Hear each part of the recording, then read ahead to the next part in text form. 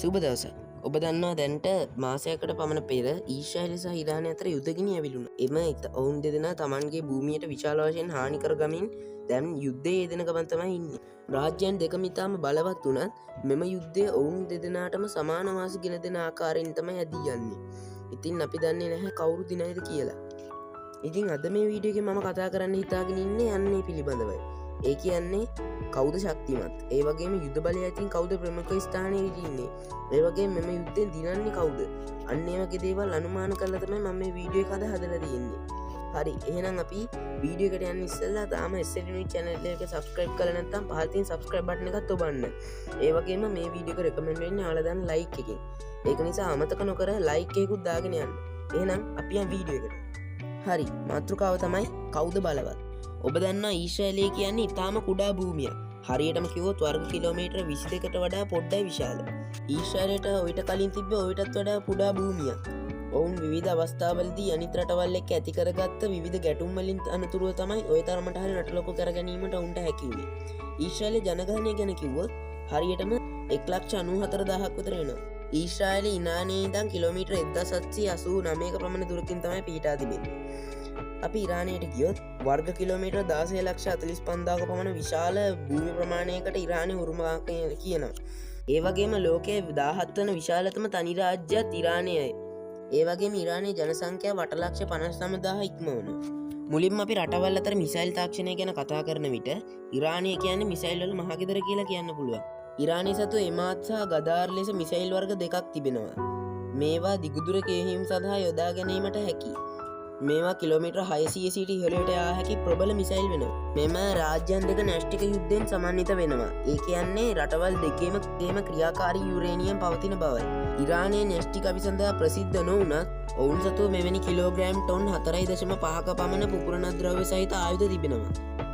නමුත් ඊශ්‍රායලයේ ආයුධවල බලය නිශ්චිතවම කිවීමට හැකි නොවුන මීට වඩා 10 ගුණයකින් පමණ බලවත් න්‍යෂ්ටික ආයුධ 90ක් පමණ එහි තිබෙනවා.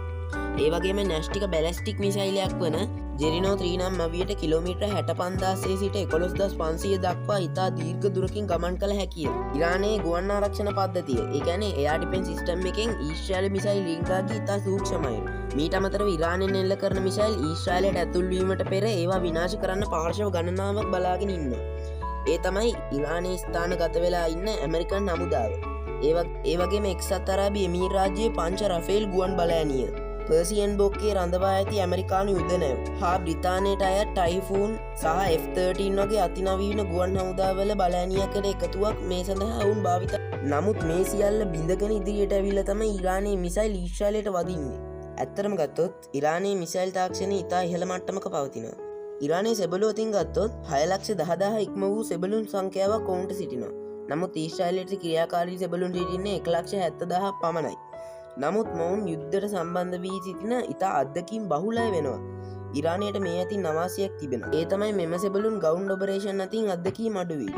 ඊශ්‍රායලයේ අතිරේක හමු 4,65,000ක් පමණ සිටිනවා. මීට අමතරව අවශ්‍ය විට හමුදාවට බඳවා ගන්න පුද්ගලයන් මිලියන 3ක් පමණ සිටිනවා. මේ මිලියන 3 සුල කාන්තා සහ පිරිමි දෙපාර්ශ්වයේ ඉන්න බවත් මතක් කළ යුතුයි. ඊශ්‍රායලය තුර F-15 ඊගල් වර්ගයේ ගුවන් යානා තිබෙන බවට වාර්තා වෙනවා. මීට අමතරව F-15 ෆයිටින් ෆැල්කන් වර්ගයේ අධිබල ඇති ගුවන් යානාද තිබෙනවා. මේවා සියල්ල ඇමරිකාවෙන් නිෂ්පාදිත ටයිටේනියම් බදෙන් සමන්විත ඒවා වීම විශේෂත්වය. ඉරානය ගත්තොත් F-4 පැන්තම් වර්ගයේ යානා 64ක්ද, F-5 ටයිගර් යානා 35ක්ද, F-14 කොමනට් වර්ගයේ යානා 41කින්ද සමන්විත අධිබලති ගුවන් හමුදාවක් ඔවුන්ට තිබෙනවා. මේවත් ඇමරිකාවේ නිෂ්පාදිත ඒවා බව සඳහන් කර යුතුයි. නමුත් මේවා ඉතා පැරණි යානා.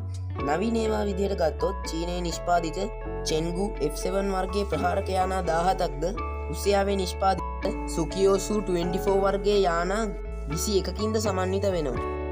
වාර්තාගත දත්තා අනුව ඉරානයේ ප්‍රහාරක යානා 335ක් සහ ඊශ්‍රායලයේ 340ක්ද තිබෙනවා. ඉරානයේ සතුව ප්‍රහාරක සබ්මැරින් 19ක් හා වෙරළාරක්ෂක ප්‍රහාරක නෞකා 66ක් තිබෙනවා. ඉරානයේ සතුව ඊශ්‍රායලයේ සතුව ඇත්තේ ප්‍රහාරක සබ්මැරින් 5ක් හා ප්‍රහාරක නෞකා 49ක් විතර. ඉරානයේ පාබල හමුදාවේ යුද්ධ ටැංකි 10,000ක් සහ ඔවුන් සතු ආටිලර් සංඛ්‍යා 6,798කට අධිකයි. ඒ වගේම සෙබළුන් ගෙන යා හැකි වාහන 64ක්ද ඔවුන් සතුයි. මේ අතර ඊශ්‍රායලයේ පැත්තට ගියොත් යුද්ධ ටැංකි 400ක් පමණයි ඔවුන්ට තියෙන්නේ. ඒ වගේම ඔවුන් පාංග ඇති ආටිලර් සංඛ්‍යාව 500ක් පමණ වාර්තා වෙනවා. මීට අමතරව සෙබළුන් ගෙන හැකි වාහන 1190ක් ඔවුන් ළඟ තිබෙනවා. දැන් ඔබට තේරෙනට රටවල් දෙක අතර තිබෙන යුද ශක්තිය. මොවුන් දෙදෙනාම තමන් දෙදෙනාටම වාසිගෙන එන ආකාරයට තමයි යුද්ධ වෙන්නේ. ඒ කියන්නේ දෙදෙනාගේම බලය එක සමාන අයුරින් තමයි යන්නේ. ඒ කියන්නේ ගුවන් ආරක්ෂක ඒ කියන්නේ ගුවන් හමුදාවේ තිබෙන හිඩස් වහන්න ඔවුන් යාමික හමුදාව යොදා ගන්න ආකාරයක් වගේ තමයි අපිට පෙනී යන්නේ. ඒ වගේම දෙදෙනාගේම එයාර් ඩිෆෙන්ස් සිස්ටම් ඉතාම බලගත්. මේත් එක මතක් කළ යුතුයි ඉරානය ලංකාවේ යුද්ධ අවස්ථාවලදී කොන්දේසි විරහිතව උදව් කරපු රාජ්‍යයක්. ඒ වගේම ඊශ්‍රායලය කියන්නේ ලංකාවේ මිනිස්සු ගොඩක් සේවය කරන රාජ්‍යයක්. ඒ නිසා රටවල් දෙක අතර ගිනිදැල් නිවී යන්න කියලා අපි ප්‍රාර්ථනා කරමු. එහෙනම් අදට ගිහින් එන්නම් SL යුනිට් වෙතින්.